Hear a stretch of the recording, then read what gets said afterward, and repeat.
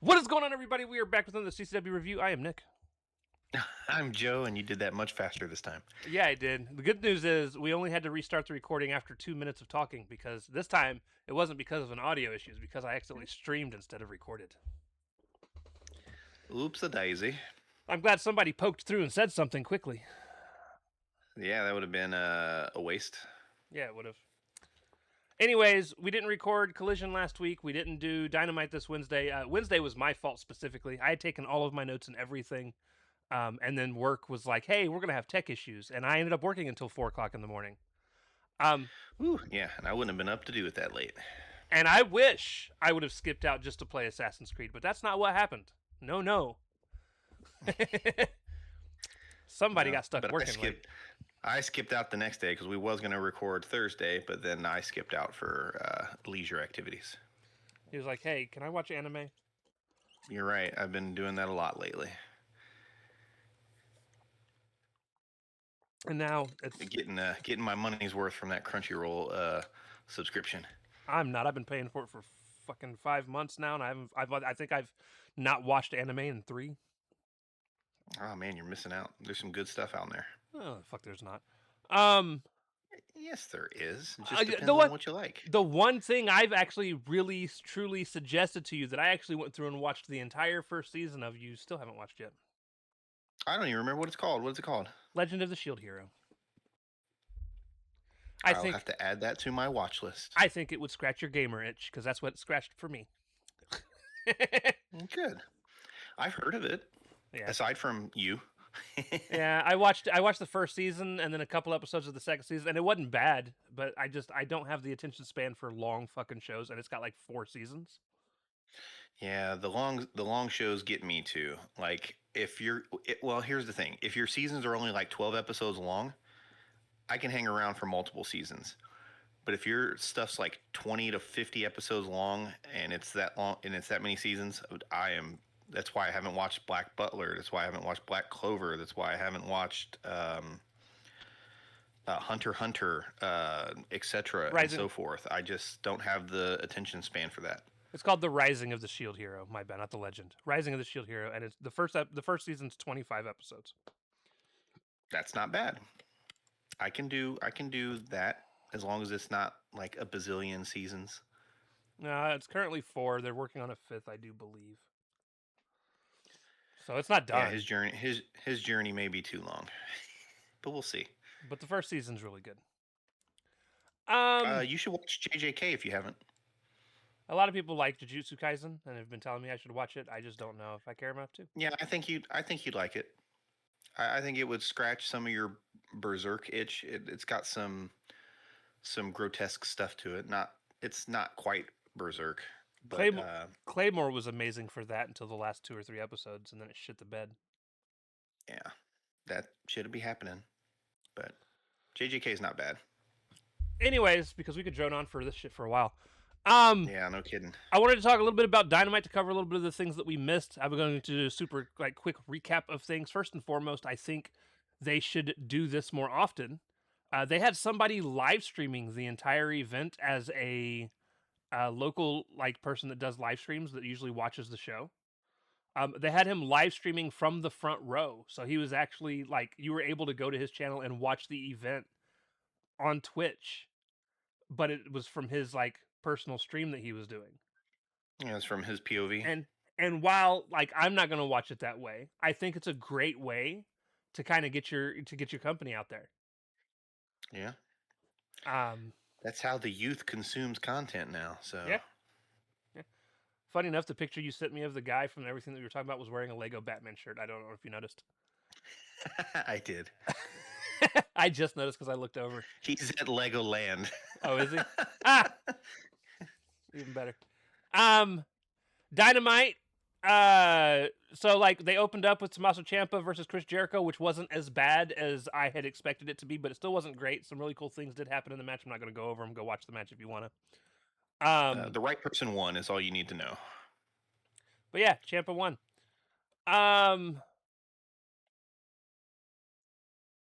Brawling Birds did some stupid shit.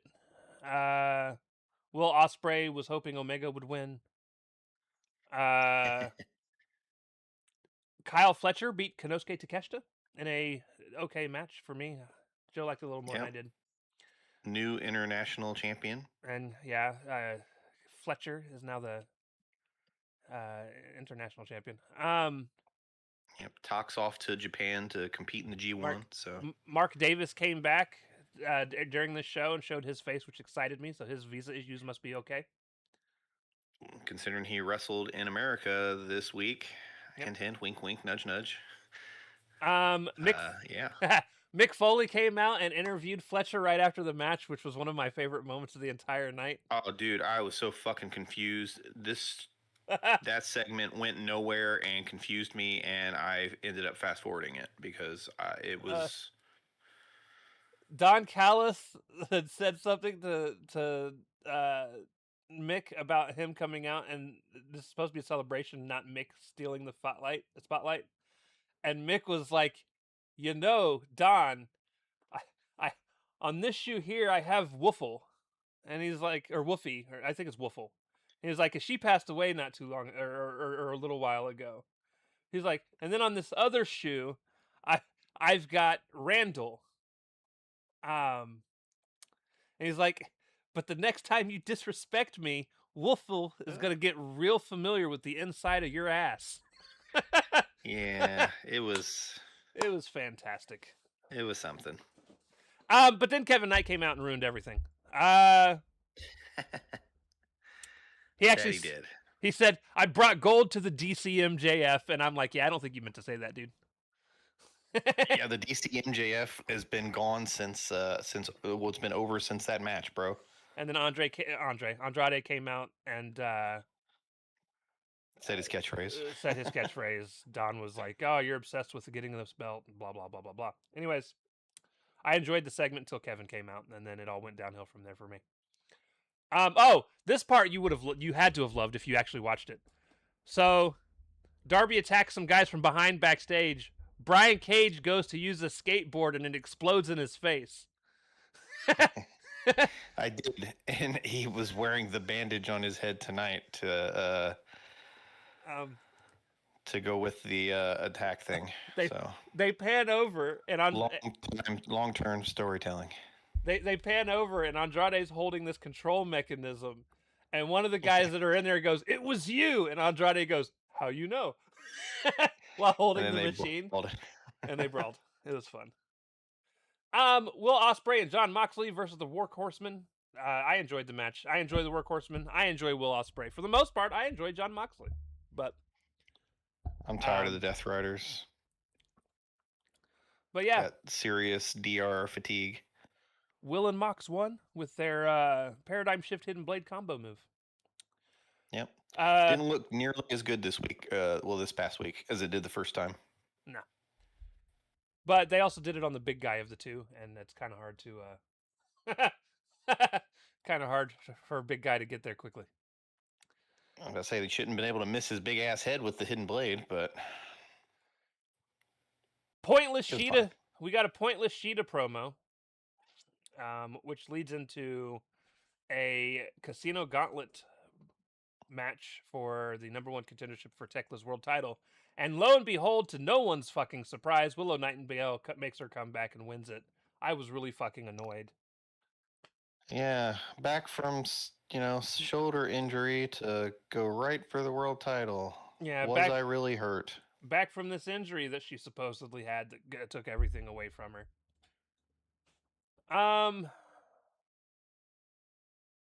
We find out that Jack Perry re-signed with AEW, much to Pizzle's chagrin. Meh. Biggest sigh of meh. Oh, there was a part that confused me during the match with the women. Tekla attacked Willow in the ring post-match, and then Divine Dominion came out and took out Julia and Sky, which confused me because they've all kind of been partners before. They're working for Mercedes. And then Monet took out Tekla and Willow. Well, I know what they're doing. It just doesn't make sense to me. That whole match and segment was a disaster, so I don't know what to tell you, brother. That was a very long, disastrous portion of that television show. I just know Monet and AEW has this obsession with hiring really tall and strong ladies, and I don't know. It's weird. Got to buy your allies. Mike Bailey says he's coming for Mark Davis's national title on Collision. More about that later. AEW World Championship match, MJF versus Kenny Omega. This match was a banger. Absolute fucking banger. The match, from what you could see, once they got back to where the lighting was great. You could see it The perfectly bumbling fine. through the bumbling through the very dark crowd in an amphitheater where there was no lighting was kind of Bush League and very indie feeling to me. Yeah, Pizzle's got a problem with it, but I don't care. I loved it. Still was a good match. He's like, what you could see, like you look. We know you're blind, motherfucker. The rest of us That's aren't. true, but I can see colors and light. Well, you missed one of the coolest moments since you couldn't see. MJF got tossed into a whole 3 rows of chairs. And be there with his fucking camera flashlight so I could see. Since we're going all indie and shit. They walked into doorways just for you. Doors specifically. It was a great time. Doors, walls, windows. They're all the same. They all look alike. And that was pretty much that. A great ending to that show. Yeah. You should go out of your way to see two of those matches. And it'd be the title matches. So AEW Collision, now that we're finally here. And actually only took us 10 minutes to run through that. People be like, why don't you do that more often? We're trying. We usually like a lot more of Dynamite, so they go long. Well, we also go into detail on the matches, and we didn't for that one. So, That's true. In-ring segment, Shivani brings out Adam Page, and I'm going to cover this since Joe skipped past it because he's a hoe. Dude, he and ummed me to death. I had to go away. Page continues to not be a great talker for me. He says he's a gardener, and he's been planting as a hobby for the last couple of years. He found something beautifully therapeutic about planting seed, watering it, and over time it becoming something beautiful. I knew he was talking about everything he had done in AEW, which was really annoyed me about the beginning of this. See, you were annoyed as well. Different things, but well, I don't understand how ums annoy you. I've ummed you my entire life. That sounds really, really questionable, and I do apologize to everybody. But so I'm used to it from you, I guess. But like even at work meetings and presentations and shit, if you and me a ton, it gets on my fucking nerves. I've like walked out of meetings and stuff. Yeah, I can't do it. It kills me. So he said he wrestled Max. He said maybe he was desperate, overconfident, thought less of Max, but he lost. And he says he's going to keep his word and never wrestle for the world title ever again. He says he starts talking about all of these other titles that he can. Well, he starts talking about all these other titles that he can go for. My favorite was the very first one. He was like, "Yeah, the TNT Championship. Currently, Kevin Knight has it. He's a former partner of mine, current dipshit." He says, "True." He goes on and lists all the other titles, and he goes, "Who is Hangman without the world title? I don't know, but we're damn sure going to find out." He says, somebody once said, and he was talking about, I'm pretty sure it was MJF that had originally said it, said that he's going to have to find something else to do, and he's like, he's right. And you know what? Bet your ass I will. And he walked off. So he's going to be back, probably going for Fletcher's title, judging off of what happened later. Match 1, Ring of Honor World Championship, Bandito versus Katsuyori Shibata. And this was not a shebanger, it was a shaboring. Yeah, this match was meh. I love Bandito. Listen, the more I see from Katsuyori Shibata, the more I'm starting to dislike this man as a wrestler. Like, I understand everything, like every reason he's important to the history of the sport or whatever, and all the things that he's had to overcome to get back to being able to wrestle after almost dying. And like, I get all of that. But like, you're boring me to tears when you're in the ring. Yeah, it takes a certain other wrestler for him to be against for it to work. And when it's not there, boy, is it not there. Yeah. Bandito wins a very long and boring match. Well, it wasn't long. It felt long though. Wins a very It did feel very long. wins a boring match with a stupid roll up. Backstage earlier today, Renee is with Sheeta and Cameron. They've agreed to no contest, as they always do. No Apparently. contact. No contact. Cameron said that everything started with Sheeta. All the bullshit with all the ladies in the back. And Sheeta's like, "You're damn right. It started with me, and I don't need anyone. I won this title all on my own, and you're not in my league." And Cameron's like, "Yeah, you were gone for a long time, but while you were gone, I won gold. I was in Blood and Guts. I did all these things." And Sheeta said, "Yeah, well, the TBS title stands for the best is Sheeta. There's not an I in TBS.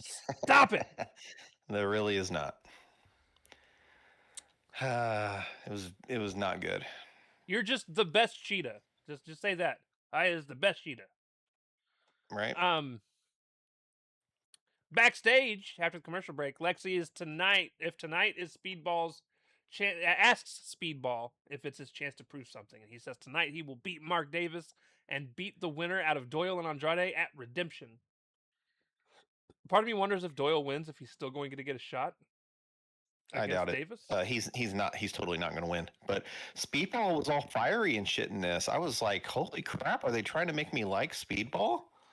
Until he got his toes bit. Just wear boots, dude. I would be like, I'd be all for you, bro. But put some fucking boots on. But we'll get there. TBS Championship match: Hikaru Shida versus Harley Cameron. Shida jumps Harley from behind early in the match.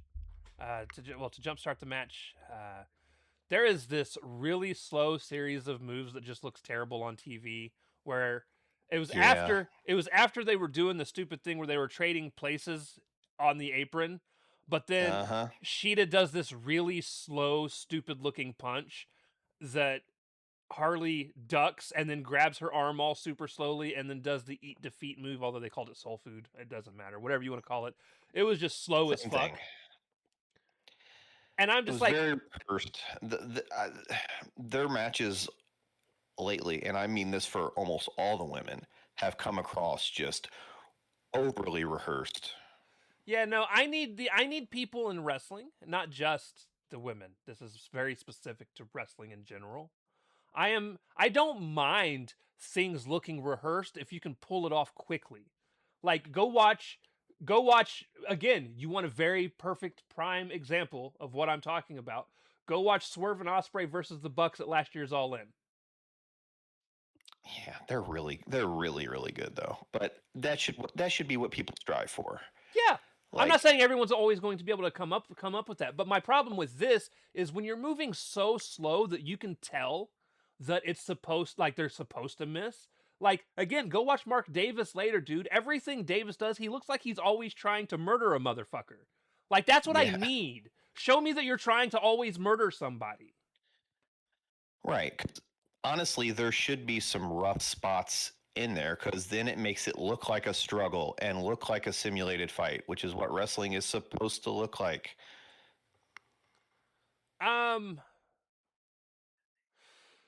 At some point, right before a commercial break during this match, Shivani said, "This match is for the TNT Championship," and immediately I was like, why do they keep letting him talk? Yeah, Tony had a rough night on the mic. Well, every night is a rough night on the mic for him. You struggle so hard to remember what's going on at all times. And I like, if you don't know the name of the move, you don't have to say a name of any move to just fit there. Yeah, you just be like, oh crap, dropped him on the back of their head. Yeah. Which is what he should have said later instead of trying to call a move a vertebreaker that wasn't a vertebreaker. Right. Well, I will give him props for that one specifically, though, because he didn't call it a vertebreaker. He said a move similar to a vertebreaker. So I can see that. My problem is when he just completely misnames a move. Somebody will go for a suplex and be like, "Look at that power slam." Huh? Yeah. Should just be an in-ring interviewer. Yeah, he should. Cameron hits a Shining Wizard, except she didn't. Completely missed, and Sheeta sold it anyways. And I'm like, that's also something that needs to stop. If you don't make connections, don't sell it. Make them do it. Make them do something else. That was some Becky Lynch, Maxine Dupree type shit right there. Cameron hit a Falcon Arrow and then put Sheeta in a half crab. Sheeta grabbed the ref's. Listen, so Sheeta grabs the ref's leg. The ref pulls his leg away from Sheeta, which pulls her closer to the ropes. And I had an internal love-hate struggle because I was like, on one hand, that's actually a really smart little thing to throw together. Right? But I also hated it because to me, I'm just like, why did the ref even bother? Just stand there. She just grabbed your leg. So fucking what? Ask her if she's gonna quit. Like, make her struggle. I don't know. It's a love-hate thing. Smart heel thing, though. Sheeta used her modified bow and arrow move. Cameron tapped. And I only call it a modified bow and arrow because I don't know what the fuck else to call it. She bends her in half, and yeah, it looks like it I hurts. don't know. It's that's about as close as I could get it as well. I don't know what to call it. It's sloppy looking is a critique of it, but it is what it is. Sheeta wins. Post-match, Sheeta continues to beat down Cameron, and Aminata comes out with no shoes, just for Joe, and then chased off Sheeta. Yeah. Hot dog. Nope. The ladies with their grippers out. Sausages, not hot dogs. Backstage, one of my favorite moments of the entire night. The Lethal Twist are with the Demand, and Seidel runs up. Or no, they're not with the Demand yet. It's just the Lethal Twist. And Seidel walks up, and he's like, hey, like, I think you guys joining the Demand is a big mistake. And at that point, the Demand show up, and Ricochet's runs down. He's like, yeah, we used to be tag team, partners. He was like, but the next time we see each other in the ring, you're gonna see why I left your old dusty ass. And Seidel looks at him and goes, oh yeah, well you're bald, and then he runs. Like a bitch. Like a little bitch, but smart because he was hellishly outnumbered. Yeah, he was. It was fantastic because even Lethal looked over all confused, like, "Are you serious?" Oh man, that's the best They've been thing. teasing for several weeks now. When the fuck are they actually going to get in the ring? Probably Redemption as a pre-show match. Let's say is it going to be a pre-show match, which I'm for. That'd be an entertaining pre-show match. Yeah, it would. Backstage, Fletcher's happy to set Takeshita in the rearview mirror, and he's with some of the family. He then is like, "Hangman, you want a shot?" He's like, "I'm around whenever." He's like, we've got 3 champions. He's like, we've got 3 champions in the family. And then Trent was like, he's like, you want to talk about something, Trent? And Trent's like, yeah. He's like, Darby, I don't like that you used explosives on Cage, and I think you fear me. And then Fletcher's like, yeah, Don Callis family now run AEW or something. Yeah, it was a big time nothing burger of a segment. Correct. I thought we were getting a match, but instead, in ring segment, the conglomeration are here to talk about being trios champs. But there's one person that wants to be champ, and they want to bring them out, and they bring out Willow, and immediately I'm like, well, fuck me, I guess. And it's literally what he texted me. It's what I'd write in my notes, too. So, guys, as a wrestler, I've got no problem with Willow. I hate her promos. I always have. They're way too bouncy and joyful and long. And I don't wrestle, but please don't wrestle Monet. I don't want to see her and Monet again. That's probably what we're gonna get. She's probably gonna beat Tekla at Redemption. You know that's what we're getting. And we're gonna get the most boring possible women's world championship match. I don't. Again, should have been Athena. I don't get it. Anyways, she said she missed 2 months, or she left 2 months ago due to shoulder injury. She had to just sitting the sideline at Double or Nothing gutted her, but she didn't sit at home crying about it. She wasn't going to let her Wembley dreams go up in smoke, unfortunately. She got focused, joined the gauntlet. She has one more shot at redemption because she and everyone else thinks it's funny to use the name of the pay-per-view in every promo that they're going to cut for the next 3 weeks. She said Tekla blindsided her and Mercedes left her laying in the ring. She gets it, but they made a mistake. For her, redemption means, because again, she had to use the word again, that the worst day of her career doesn't have to define the rest of it. Tekla's been a hell of a champion. She's going to walk out as AEW. I hope they still let Tekla win. I really do. I don't think it's happening, brother. I don't either. And that bothers me. Because I think Tekla versus Monet would be just Mercedes. a much more entertaining match for me. Kind of like what you said earlier. It would be something different. We haven't seen it to death. This will be the third or fourth time that Monet and Willow have gone at it. Yep. Like I got the first time they wrestled in AEW because their first match in Japan ended with Mercedes getting her leg broke. Like Her ankle, yep. so yeah, I get them having their match in AEW afterwards because then it's like, oh But hey, they had their blow off like a while ago. yeah, now we're stuck with it again. Yep. We kept getting throughout the show. Also, by the way, we kept getting little shots of the little ballpark things that they did last night. Yeah, at the Twins ballpark. I kind of wish that would have been aired to some degree so we could watch it. It was just a house show. I know, but it would be cool to watch them wrestle in a baseball diamond. It'd be fun. Well, they wrestled it on like the concourse part. They weren't even on the field. Oh, I feel like somebody at some point would have made it to the field. There was an actual game that day, so they weren't they weren't going to be down to the field. They wrestled after the game though, so it was already over. That's why I was saying. Yeah, but they have a series of games that weekend. They're not going to risk the field getting compromised. Yeah, whatever. Baseball's lame. Match 3. Hey, I like baseball. Backstage, actually. Oh yeah, she said, "I'm walking out as AEW Women's World Champion," and my next note was, "I fucking hope not." Backstage, Blue says, "Whatever the Amazon's issues are, bring it on. They love the pain." I actually didn't mind this little quick segment from her. No, Sky Blue's been doing some good stuff lately. It's a shame she keeps, unfortunately, getting beat to death every time, though. Yeah. They're not doing enough of putting her over for any of it to matter, but maybe that will change.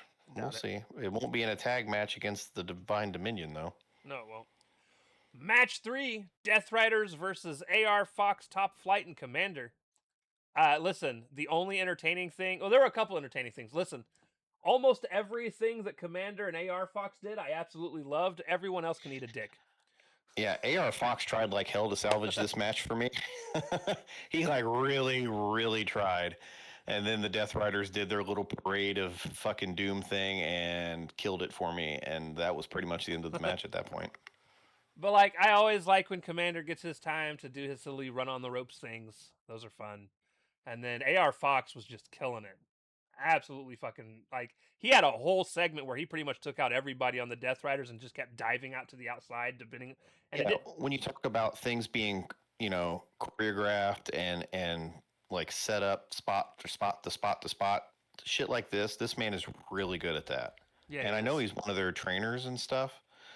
Maybe he's one of the people working with the ladies, but like, yeah, he was on his shit from just spot to spot to spot to spot. Everybody being where they were, cohesiveness. It was great. Yep. Post match, Mox said that this was easy. It's Saturday, and he said their flippy asses weren't going to beat the Death Riders, which made me laugh. Which was fair because it was your standard fucking Death Rider 6-person match. Yeah. 8-person. He said no one's beaten Will Ospreay at Wembley. Called everyone who uses high altitude as an excuse as an excuse to be unconditioned. He said it's just a bunch of lazy, out of shape people.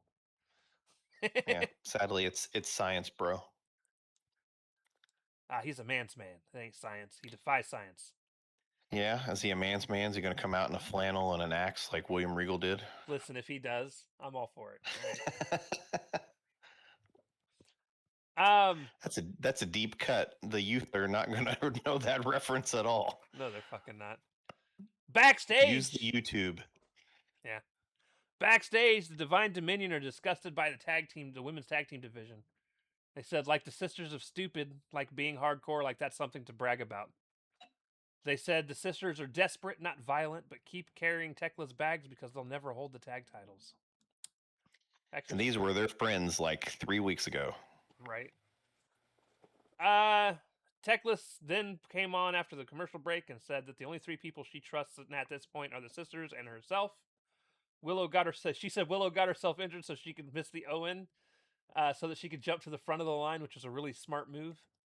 Yeah, it was. I was like, aha, that's what we've been suspecting all along as well. She said, Glad somebody else is paying attention. keep doing those motivational videos and hugging your mom, dumb bitch. Yeah, good old Tekla. Because the only thing worse than a dumb bitch is a happy one. I was like, that's fantastic. I loved the whole thing from Tekla. Yeah, it was Tekla being Tekla. Backstage, I loved this, by the way. This was actually a promo video, it wasn't backstage. This is the Bang Bang Gang. They're talking about dogs again. This time, they've got Switch in their little commercial that they're doing.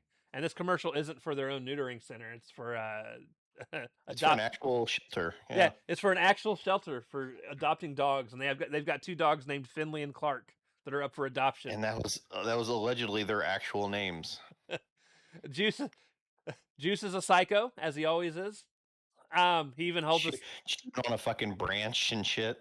Yeah, he had a stick in his mouth like he was a dog. He at the end, Switchblade says, "Please give these dogs a new life because we're gonna go into the other ones." I thought it was a fun thing, and I'm a big fan also of them doing the whole promotion of adopting. Yep, it was a Virginia area shelter, which is where they were in Norfolk, Virginia. Match 4, which at this point in time was my match of the night. I say at this point in time because this changes. But it was Brian Cage versus Zachary Winston. Let's be fair, it wasn't that great of a match. It was your standard fare. It wasn't. From Brian Cage. It was a TV match. And Zachary. It was a TV match. However, Brian did hit a German suplex from the apron to the inside of the ring while he was still on the inside of the ring. So think about his normal suplex that he does where he's like standing on the ropes and he suplexes him over. And he did that, but it was a German suplex. And I was like, that was nice. And it led into his drill claw finisher, which is still one of my favorite finishers in wrestling. It's just nasty. Good old Scott Steiner screwdriver. Post-match, Trent Beretta is like, I challenged Darby to the match. He isn't here tonight. He's like, the ref needs to come in and raise my hand. At that point, Darby's music hits. He comes down to the ring. They start their immediate match.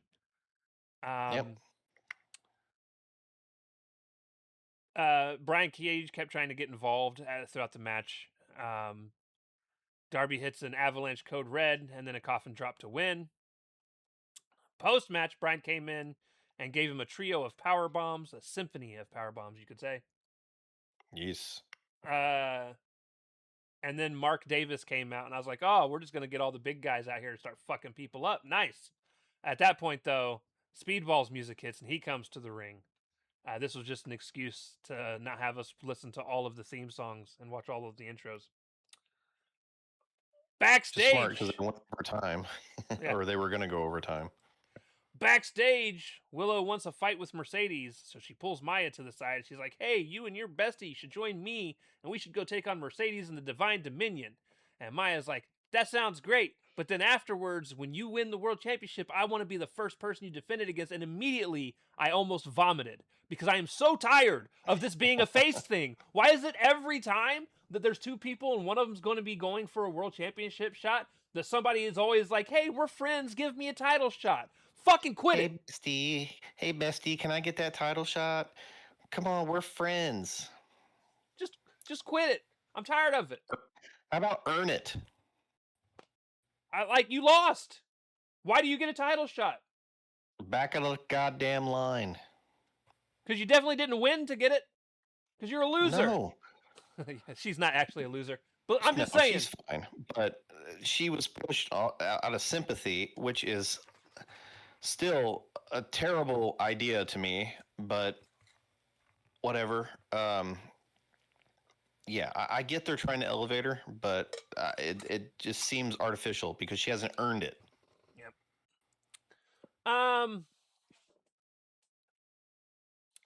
Promo package.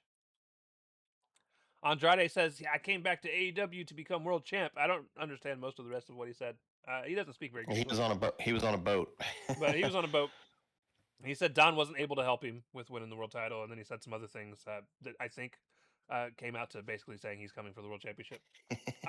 we were talking before the thing about Leo Rush, and you told Yeah. me you wished Leo Rush I was was- on the boat with him I was hoping Leo was going to be on the boat in the background, and like I don't know. with a captain's hat on, going. Well, they were out on a boat. He could have had his umbrella because it was There bright you out. go. There's a lot of things they could do. There should have been some Leo Rush on this show, is what we're saying. Absolutely. Match 6, which actually is indeed my match of the night. This was the only reason to watch this show. Listen, go out of your fucking way if you didn't watch this show. Fast forward to the last 30 minutes and then fast forward till the match starts. Because I don't know exactly when it is in comparison. Yeah, they'll have the clips on YouTube and all the other socials, but you should watch this match. It's worthwhile. So Fletcher almost kills it for me. He tries to. He really does. And I don't mean that in a good way. I almost muted the commentary because Kyle Fletcher was not good. So early on, Mark Davis bites Mike Bailey's toes. I put LMFAO and also you. He's got his grippers and his teethers. Davis hits a pile driver on Bailey on the edge of the announce table. Yeah, where the hood of the announce table is. And I was like, man, this is I love. Listen, we'll get into it after this. Mark at that point, shortly later thereafter, bit Bailey's toes again. Yeah, a lot of Mike Bailey's feet and Mark Davis' mouth in this match. He can't handle himself. He has to. He wants the glizzies. Mike Mike Bailey goes for this cross-armed jumping sunset flip, basically. But Mark stands up and then proceeds to fall and drop him on his fucking dome piece. And listen, he didn't actually land on his head. He landed on his shoulder. Yeah, he tucked his head like he was supposed to. But the first time I saw it, again, replay ruined it. The replay ruined it for me. And they even showed the same angle. They even showed the same angle. But I paid more attention for the drop this time to make, and I was like, I almost wish they wouldn't show the replay because like it looked like he tried to murder this man. And I loved it. At which point Davis just kind of dropping power slams Bailey on the apron. It looked like it hurt. Bailey ate some shit this match, guys. I give him props. The thing I like about Mark Davis and his style is it feels more like a fight than most other people's style. There feels like there's some struggle baked in. Oh, we'll get there. Like I said, because he just manhandles people. We'll get there. Bailey gets the most amazing, or it's not Bailey. Was it Bailey that got it? I think it was. Yeah. So Bailey kicks out of a pin attempt at like 2.9999. Like we're talking. I don't know how he got his shoulder up in the timing that he did. It looked really good. Oh, dude, there was a lot of quote unquote questionable or close counts to make either guy look protected, essentially. And then Davis got up, clotheslined him, hit his gut wrench driver, gets the pin. And listen, I didn't even talk about anything Mike Bailey did. He did all his normal stuff. He did the flippings. Like he had the one move where he actually did a one more rotation after a 360 senton. It was like a shooting star press though. Shooting star senton. Yeah. Landed it perfect too. Like there was no question or anything. Like he nailed it. Yeah, Bailey got his shit in, got his kicks in, got his big spinny kick in, missed his knees every time. Always.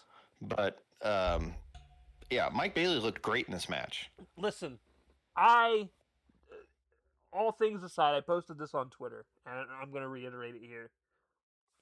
Mark Davis hands down, right now, is the MVP for me in all of wrestling. All of wrestling. He does the little things very well. There's nothing he doesn't do very. It's not even just the little things. He does everything No. very well. A lot of people are all the big things and none of the little things, and he just He's just the thing. encapsulates everything. He's the thing. He's the man. He goes out. Everything he tries to do, he looks like he's trying to murder his opponent, and it's safe. He's Yeah, not that's doing clear it all intent. willy nilly. If Yeah.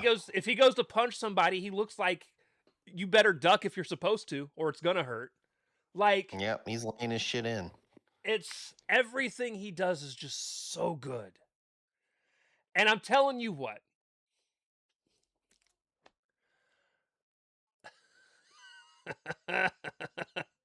As much as I don't really want this to happen. Andrade about to take that belt. No. As much as I has nothing to do with Andrade. As much as I don't want this to happen in terms of we'll get there when I say it. There is a part of me that hopes sometime in the next, I don't know, 4 to 8 months. He don't need to be signed, but I would love for Sheamus to be on AEW TV and wrestle Mark Davis. Ooh, big meaty man, slapper of a match, huh? If you listen, This big meat I slapping match. I don't need O'Shaughnessy to sign with AEW. Not everybody that wrestles in AEW is always signed with them. But I am okay with him like working on the indies and making an appearance just to wrestle Mark Davis. I'll even go a little further than that. Let's do a program where it's just the length of a program, kind of like what Rowan did when he was Eric Redbeard. He had like a little 3-week span, right, where they can set it up like right before pay-per-view, and maybe they just have a big meaty man fight where they just meaty man slap each other around the fucking ringside area, and people have a hard time getting them separated and stuff. And I'll tell you how you do it. You introduce Sheamus onto AEW TV and have him wrestle Brian Cage, right? Yep. And they finish their match, and after their match, have Doyle chase him out. Doyle comes down to the ring, Sheamus dips out smiling because he's not stupid. He's not just going to sit there and catch an ass whooping by a group of people. Right. The numbers games ain't going to get him. He's like, yeah, fuck you guys. But then the next week, you set it up where it's him versus Doyle. And have that be a bit of a closer match. But then have him still eke out Doyle, eke out a win against Doyle, which leaves him and Davis, the last really big dude in the Don Callis family. But when Davis comes out, Sheamus doesn't run away this time. And him and Davis just get into a brawl. In the ringside area. Oh. I'd be down for that. I'm just and then saying. They fight at the pay-per-view. And then Sheamus just does whatever he does. And then that can be the end of it. Yep. And it's not to say that I don't want Sheamus to have a job, guys. I just... They have enough fucking They people. have enough people. They have enough fucking people. They've probably already signed both the Motor City Machine Guns and New Day. Which is good because their tag team division needs some faces. They do. I just let some people go before you start signing other people. Especially because Edge and Christian are about to be gone as well. Yeah. So you'll need to replace them. The Machine Guns and the Bucks can have just bangers. The Machine Guns and New Day. The Bucks and New Day. Anybody. Yeah, just pretty much anybody. They'll have some good tag teams for a while. Sure. And let's not forget that eventually Davis has got to drop that national championship, and then him and Doyle can go back to doing what they were starting to do before Doyle got hurt.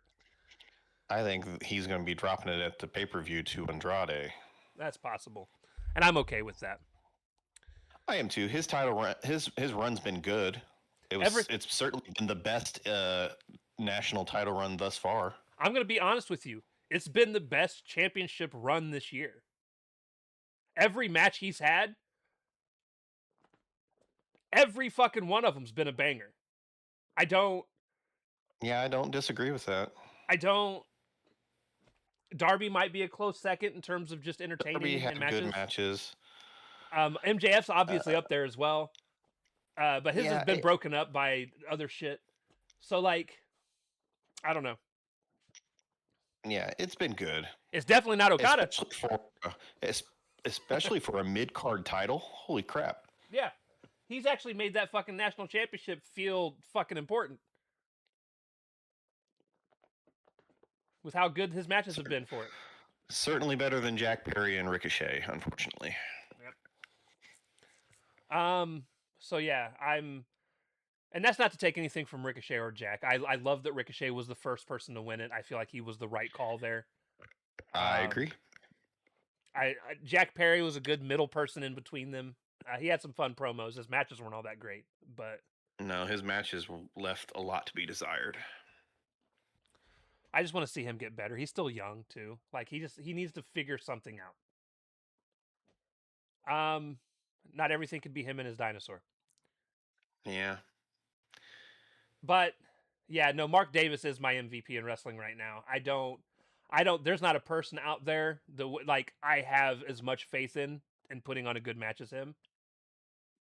And I feel like where it really started clicking for me with Mark Davis was the match he had with Moxley, where I believe that was the first time I think he used that clothesline that he uses. But that was also the match where it looked like he went to go punch. He went to go punch Mox on the outside of the ring, and Mox moved and he punched the turnbuckle, and it looked like he really punched that fucking turnbuckle.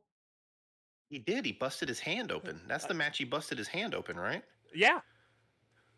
Yeah, he fucking really hit that goddamn pole. And he hit that post hard, dude. And that was, I feel like that was the first match where I really was like, man, this guy's actually really special. Yeah. Like I always felt like he was just kind of Fletcher's partner. Yeah, he was the Marty Jannetty of that group. He was the one that was going to be left behind. I'm going to be honest with you. I like what he does more than Fletcher. I think Fletcher's style is a lot more dependent upon the opponent, and Mark doesn't necessarily have that problem because it's all power and brawling. Yeah. Yeah. This is turned into us glazing Mark Davis, but it's deserved. So very much so. But anyways, that is going to do it for this show, guys. Watch this match with Mark Davis and Mike Bailey. It was fantastic. And then we'll see what happens next week when Doyle wrestles Andrade, which should be a banger. Should be a banger. With that being said, we love you guys. We'll see you next time. Deuces. Later.